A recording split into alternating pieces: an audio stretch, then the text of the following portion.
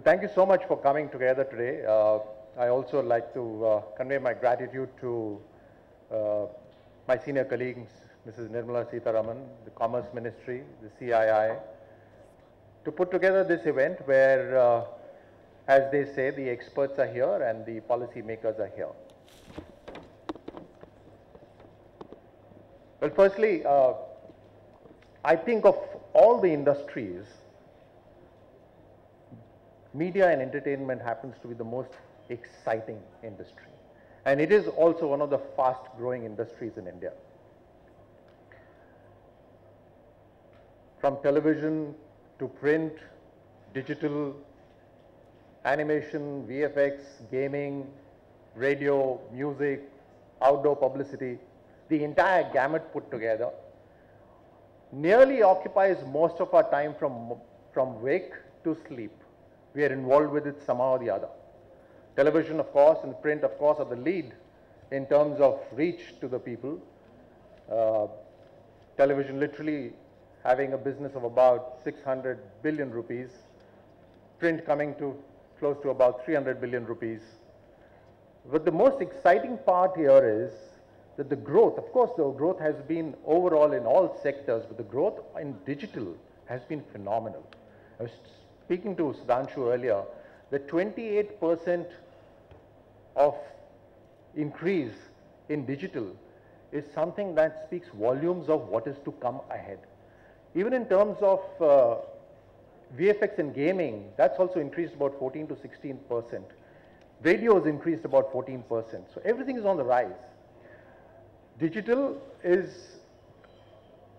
I'll give you an example straight off from a constituency, which is a rural constituency. I come from Jaipur rural. I called one of the BSNL heads there, and he was a little confused as to why is the member of parliament calling me to his office. And I asked him that, what's the capacity of your fiber optic cable that you've laid out in my constituency? And it was indeed a pleasure to hear that 95% of my villages, the Gram Panchayats in Jaipur rural, are already connected with fiber optic. And when you talk about the entire country, it is 1 lakh kilometers of fiber optic cable that's been laid out. 55,000 villages will, by 2019, will have enhanced connectivity on internet. Of course, there are private players coming in as well. There's, when you talk about railways, I believe Google is tying up with railways to create about 400 railway stations with free Wi-Fi connectivity. It's on the rise. If you talk about mobile penetration, it's again impressive, and I'll give you a straight-off example.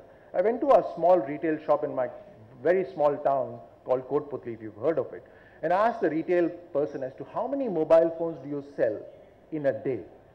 He said 100. And I said, of which, how many would be smartphones? And you'll be surprised. 60 smartphones being sold every day in a small town in rural Rajasthan. That's the kind of reach which these platforms are going to have. The airports are on the increase. The more number of airports that come up, the more number of outdoor publicity places are likely to come up. Print worldwide is slowing down. However, in India, it's still on the increase. The rural newspapers are expanding hugely. There's this trend in rural India that people would like to know what's happening. And right now, the best method to know is, of course, the newspapers. The rural newspapers are doing, regional newspapers are doing really well. And our government is putting in an extra bit of effort to enhance the reach of the government with the regional media, be it the television or the print as well. Even in terms of films, Sudhanshu was saying that the government should look at it as skill development. And all these platforms, we should look at it as skill development as well.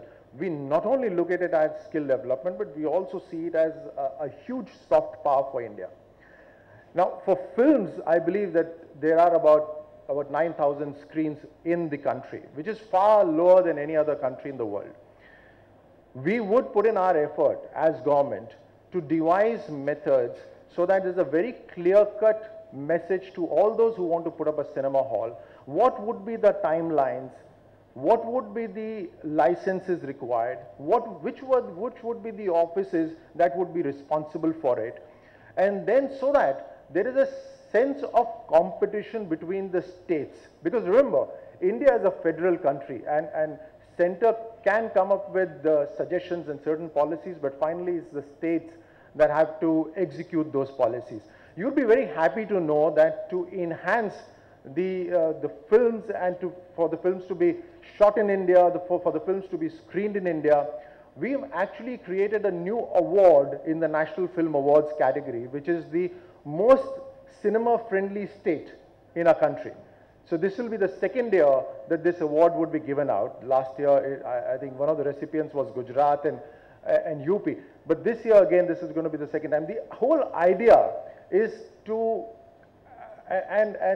believe me when I say that right now, the interest of some of the states is so low for this award that they'll send just one-page entry for what they've done for being cinema friendly in their state. But then there are states that are extremely friendly.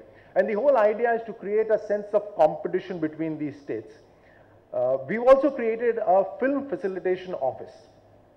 Now the reason for doing that was, if anybody was to come into India to shoot a film or to reconnaissance a place for filming, first problem was to get a visa. There was no particular visa for filming in the country or for reconnaissance, reconnoitering the areas where films can be shot. There was no particular visa for it. There was problems in getting their equipment into the country and then taking it back again. So you'd again be very happy to know that we have created a separate category of visas only for filming in India. It's already been done. That was the reason that we created this film facilitation office, so that anyone who wants to shoot in the country has a single window where he applies, and we will put in all mechanisms wherein all sorts of clearances that are required from central government would be provided through that single window. And of course, since we are a federal country, we are encouraging our states to do the same. Now, I do know that despite the film industry being based in Mumbai, one of the worst places for shooting a film is Mumbai. Isn't that right? Yeah. Probably that is because Mumbai has grown accustomed to the fact that ye aur kahan jayenge, they have to do it here. But that's what we need to change. And that's what we are trying to encourage every state to do. All sorts of Inspector Raj and all sorts of small licenses, small clearances, they need to be done away with. And they need to be done away with in a method that it's very simple for a filmmaker to go there and make a film. Also, when you speak about animation and gaming, and I said that it's already shown a rise of about 16%, it's bound to increase even more. India being a country which is providing a lot of work in terms of information technology to the whole world, it's also very good to know that of all the films being shot in the entire world, including Hollywood, every film has something or the other which is Indian. So there is some bit of work in every film that has been done in the country. Now at present, I believe it's the lower spectrum of work that's being done. I believe that in times to come, it'll be even conceptualizing of the whole films itself, all these special effects which would be done in India. Bahubali, of course, is one such example, but I'm sure there's going to be many more. And to that effect, the government is setting up an academy of sorts for gaming, animation, and visual effects. We want to set up a center of excellence for gaming, visual effects, and animation. And we are very certain that we want for it to remain very contemporary and state-of-the-art. We will have partnerships with international partners and also private players, so that the level of academics and the whole functioning of such an academy is of a very high standard. We've already started discussing on that. It's likely to come up in Bombay. The idea is to create a very high level, very high standard for skill, and that could be then replicated at other places with a standard bearer, with the center of excellence being there. In terms of enhancing the print and the television, of course, like I said, is the largest industry right now. I was reading remarks of CEO of BARC, wherein he stated that 99 million households have television, but only 80 million households have a gas stove. I don't know how much is true, but the fact remains that entertainment is very important to anyone, and why not Indians as well. So therefore, you will have a television in every household, and right now it's just about 2/3 of the country that has television, so there's a huge growth which is still pending and which is likely to take place. Even in terms of skill, like I said, when you talk about these games, I believe there's a game where with Chota Bheem, there's a character, and he washes his hand with a particular brand of soap. So when children play these games, they go through these they're brilliant ideas that can be put forward to the children and to anyone actually to adopt certain lifestyles, and the very subtle messaging that happens. So there's a huge potential even in terms of games, in terms of animations, and I can say that we are very soon going to come up with a DD Kids channel, a specific kids channel on Doordarshan, which is going to be only catering for, which is mostly going to be catering for animation and such shows. So this is the time when I feel that India is on the verge of breaking out in the media and entertainment sector. This is also the time that the government is absolutely willing and completely supportive of any idea that is there to enhance the capacity of this industry. And that is where you all, as our partners, become very important, because you all are the experts and we are the policy makers. We are absolutely ever willing to sit with you of any idea that comes up which enhances the capacity of this entire industry.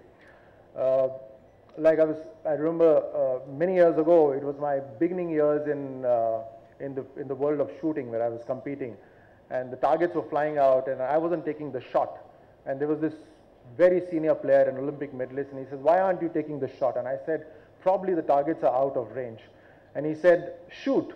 It's only then you will come to know whether they're in the range or out of the range." So this is the time for all of you to start shooting, because very soon the targets will be in range. Thank you so much.